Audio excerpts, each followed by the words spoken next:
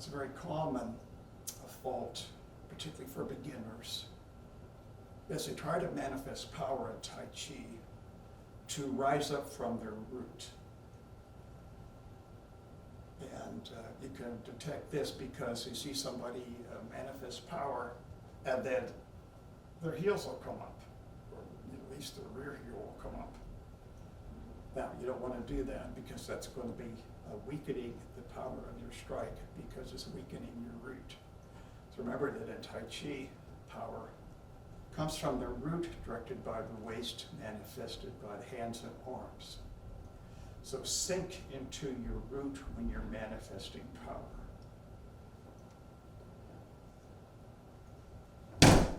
Sink, sink, sink.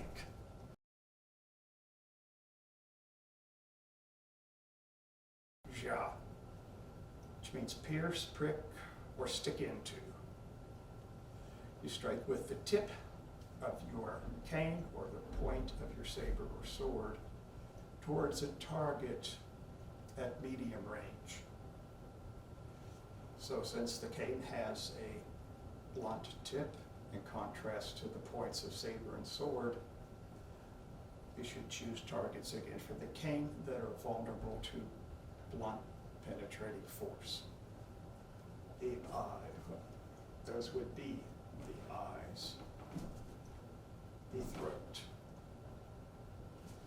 the solar plexus, the Shuai,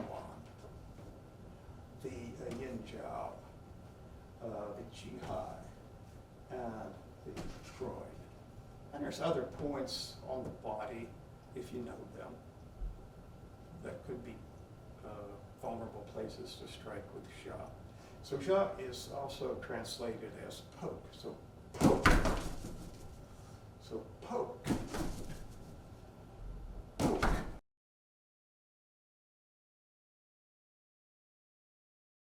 Our next strike is called Shuai.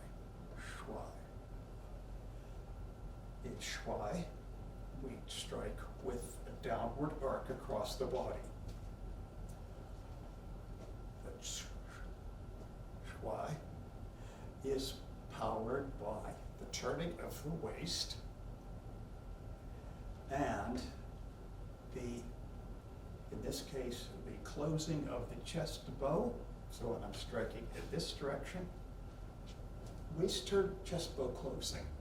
And in the other direction, it's waist turning, chest bow opening. So Shuai. Whoops, Bob, give me some space, man.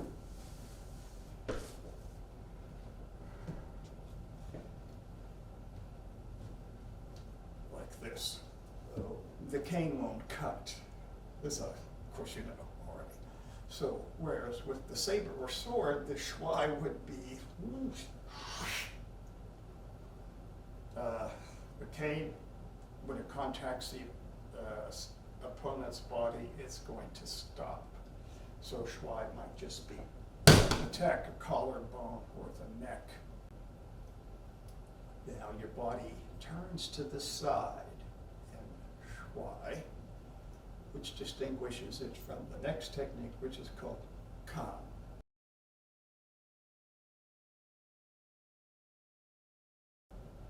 Kan, split or chop. Striking diagonally downward with your cane, saber, or sword into the side of an assailant's head or neck, upper arms, or if Bob had legs, to show you a strike on maybe Bob's knee. Kan is more compact than Shuai. Kan, we don't turn the waist as much.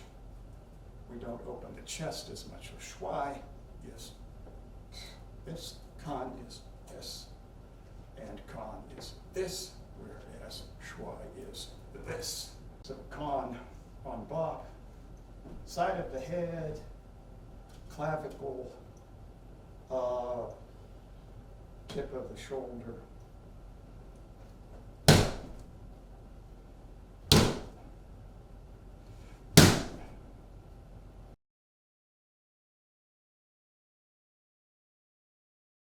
Do, chop up or chop off. So chop for a short distance with a quick, powerful movement of the cane or saber. The sword is too much of a finesse weapon for a coarse attack like Do. Target would be top of head, clavicle, point of shoulder,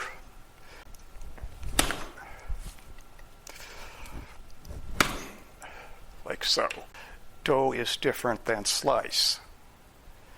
Slice, of course, with the sword or saber, but Do, because you're going to, the wooden shaft of the cane is going to bounce. Do is going to be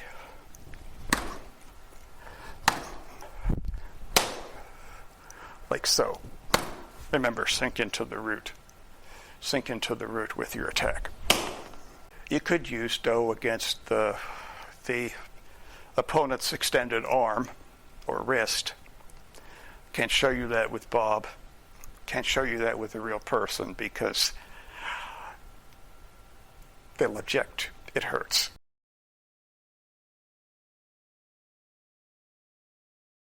Zhan. So Zhan translates as behead. That's what the dictionary says, or chop horizontally. So striking horizontally with the cane, saber, or sword, right to left to right. And Zhan is powered by the opening or closing of your chest bow. With the opening of the chest bow, like this. With the closing of the chest bow, here I'm going to use supplemental hand and arm in Fen to help the closing of the chest bow.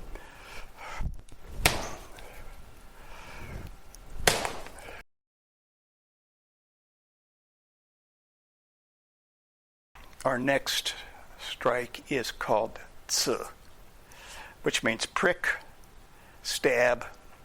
In Tzu, we use the supplemental hand and Fen to extend the range of the strike. Tzu. Tzu. Tzu. Tzu. Difference between the strike I showed you earlier called Jia and Tzu is the range. Tzu is longer range.